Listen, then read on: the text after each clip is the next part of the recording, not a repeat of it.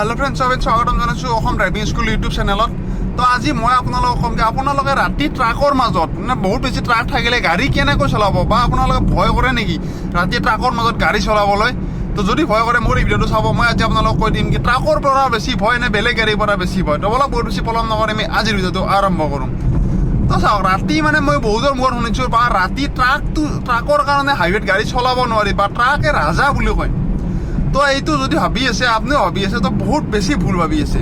কিয় ট্ৰাক যিখন ট্ৰাক বা যিখন ডাঙৰ গাড়ী যাই আছে, তো সেইখনতো এটা মানুহে চলি আছে না, আপোনাৰ মোৰ দৰে এটা মানুহে চলি আছে। তাতেতো ৰাক্ষস নাই বা কিবা এনেকুৱা ধৰণৰ এনা বস্তু এটা নাই যি সি মানুহ মাৰি ঘূৰি ফুৰিব বা এক্সিডেণ্ট কৰি ঘূৰি ফুৰিব, এনাতো নহয়। তাৰো নিজৰ এটা জীৱনৰ কথা আছে, তাৰো এটা ঘৰ সংসাৰ আছে।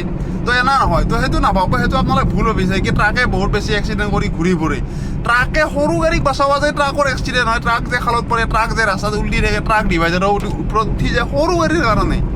তো আপোনালোকে কেনেকৈ ক'ব পাৰে কি ট্ৰাক কেইখনে বহুত বেয়াকৈ গাড়ী চলায় বা ট্ৰাকৰ পৰা ৰাতি গাড়ী চলাবলৈ ভয়? চাওক, মই এইখন গাড়ী অভাৰটেক কৰি দিছোঁ, মই হৰণেই মাৰা নাই। কিয় জানো মই ট্ৰাকৰ ওপৰত বিশ্বাস আছে কি ট্ৰাকে যা তাকৈ গাড়ী নচলায়, ট্ৰাকে ধুনীয়াকৈ গাড়ী চলায়। তো এতিয়া কৈছোঁ চাওক কেনেকৈ আপোনালোকে ভালদৰে গাড়ী চলাব ট্ৰাকৰ মাজত। তো ট্ৰাকৰ মাজত গাড়ী চলাবলৈ প্ৰথম কথা, ট্ৰাকবিলাক বহুত দূৰৰ পৰা আহে। ট্ৰাকৰ ড্ৰাইভাৰখিনি বহুত দূৰৰ পৰা বহুত দিন ধৰি গাড়ী চলাই আহি থাকে। তো সেইকাৰণে কি কৰিব, ট্ৰাকক বৰ বেছি হৰণ মাৰি, বহুত বেছি হৰণ মাৰি থাকিব চেষ্টা নকৰিব। বহুত বেছি আপাত দিব চেষ্টা নকৰিব। যেখিনি লাগে সেইখিনি দিব, তাৰপিছত ধুনীয়াকৈ আপুনি চাব, লাহে লাহে আপোনাক ছাইড দি দিব, আপুনি ধুনীয়াকৈ যাব পাৰিব। আৰু যদি ছাইড আছে তো ধুনীয়াকৈ এবাৰ হৰণ মাৰি কি কওক, মই ছাইডত আছোঁ বা মই ছাইডেদি ওলাই যাম, বাছ এইটো জানাৰ কাৰণে হৰণ দিব। হৰণ এটাতো নহয়, মই এইটো ইয়াতে হৰণ দিয়া নাছিলোঁ আপোনালোকৰ কাৰণে কি ট্ৰাকগিলা যা তাকে নচলয়। তো এতিয়া কাম কৰোঁ। আৰু ট্ৰাকৰ মাজত কেনেকৈ চলাব লাগে, মই দিনত কেনেকৈ চলাব, ৰাতি কেনেকৈ চলাব, তাৰ ওপৰত ভিডিঅ' মই দিছোঁ কি ৰাতি বা দিন ৰাতি বুলি কথা নাই, তাৰ ওপৰত মই ভিডিঅ' দিছোঁ। তো ছেফটি টিপছত তো সেইটো আপোনালোকে চাব পাৰে। তাৰপিছত ট্ৰাকবিলাক যদি আপুনি আশে পাশে গাড়ী চলায়, তো আশে পাশে গাড়ী নহয়। ট্ৰাক বাছ বুলি কথা নাই, ডাঙৰ গাড়ীৰ আশে পাশে কেতিয়াও কোনোদিন গাড়ী নচলাব। একদম পিছত, একদম ছাইডত, একদম ইহঁত গাড়ী নচলাব। ট্ৰাক বাছ এনে ডাঙৰ গাড়ী যদি থাকে, আপুনি দূৰত গুচি যাব, বহুত বেছি দূৰত গুচি যাব, বহুত বেছি আগত বা বহুত বেছি পাছত এনেকৈ গাড়ী চলাব।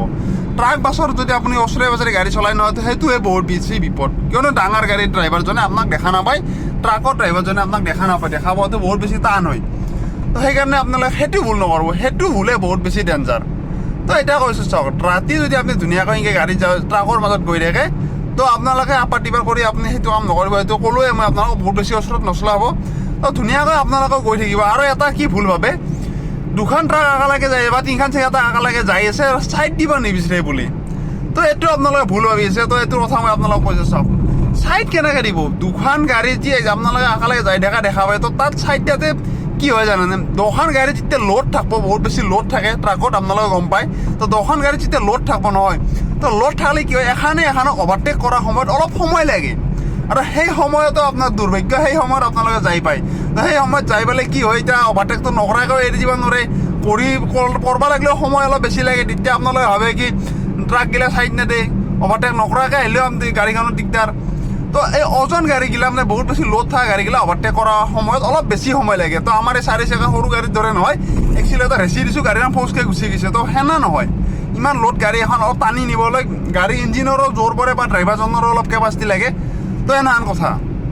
তো এইটো ভাবি নাথাকিব কি ট্ৰাকৰ ড্ৰাইভাৰগিলাই ৰাতি ছাইড নেদে, ট্ৰাকৰ ড্ৰাইভাৰগিলাই বেয়াকৈ চলায়। তো বেয়াকৈ চলালেতো কিমান এক্সিডেণ্ট হ'ল হয়, বা সৰু গাড়ী ৰাস্তাত চলাবই নলাগ হয়। তো সেইটো আপোনালোকে ভুল ভাবি নাথাকিব, ধুনীয়াকৈ গাড়ী চলাওক, ধুনীয়াকৈ যাব পাৰিব। ট্ৰাক বাছ বুলি কথা, ট্ৰাক ৰাস্তাত বেছি থাকিলে ভালেই, ট্ৰাকগিলা বহুত বেছি ৰাতি চলি থাকে, তো ভালেই। বহুত বেছি ৰাতি আপোনালোকে দূৰৰ পৰা আহিছে, অহাৰ পিছত কি হয়, ৰাস্তাত লিপ পায় বা ৰাস্তাত কিবা অসুবিধা হয়, তো অসুবিধা পালে আপোনাৰ ধুনীয়াকৈ ট্ৰাকগিলা সহায় কৰি দিয়ে। তো ট্ৰাকগিলা এনে অভাৰড্ৰাইভিং নহয়, ধুনীয়াকৈ গাড়ী চলায়, ট্ৰাকে ধুনীয়াকৈ গাড়ী চলাই থাকে। আপোনালোকে সেইটো ভুল ভাবি নাথাকিব। মই আৰু আপোনালোকৰ কথা কওঁ, মোৰ কি গাড়ীৰ পৰা ভয় লাগে জানেনে? মোৰ দিনত গাড়ী চলালে বেছি ভয় লাগে বাছক। তো এই বাছগিলা যি আছে না, বাছগিলা পেচেঞ্জাৰৰ কাৰণে যা জাগে চচকৈ কাটি দিয়ে, না ছিগনেল দিয়ে, না কি দিয়ে, ফটকৈ কাটি দিয়ে, ফটকৈ ৰাখি দিয়ে। তো সেইটোৱে মোৰ বৰ বেছি ভয় লাগে। মোক যদি চবৰ ৰাতি গাড়ী চলাব দিয়ে ট্ৰাকৰ মাজত, মই চবৰ ৰাতি গৈ থাকিম, বঢ়িয়া মই ধুনীয়া ট্ৰাক মোৰ লগৰী হৈ যাই আছে, মই ধুনীয়াকৈ ৰাস্তাদি যাই আছোঁ, তো মই সেইটো হৈ ধুনীয়াকৈ যাই থাকিব পাৰোঁ। যদি মানে দিনত চলাব লাগে নহয়, দিনত চলালে মোৰ মাথা গৰম হৈ যায়। তো বাছগিলাৰ কাৰণে মাথা গৰম হৈ যায়। কিছুমান মানে বাইক আছে লেফ্ট চাইডে ফচকৈ অভাৰটেক কৰি দিব, গম নাপালে কেতিয়াবা লাগি যাব খোজে, তো এনাহান হয়। তো মোৰ ভয় লাগে সৰু গাড়ীগিলা বা সৰু এই বাছকেইখনত ফটকৈ যেতিয়া ৰাখি দিব, তো এনাহান ভুলৰ কাৰণে মোৰ ভয় লাগে।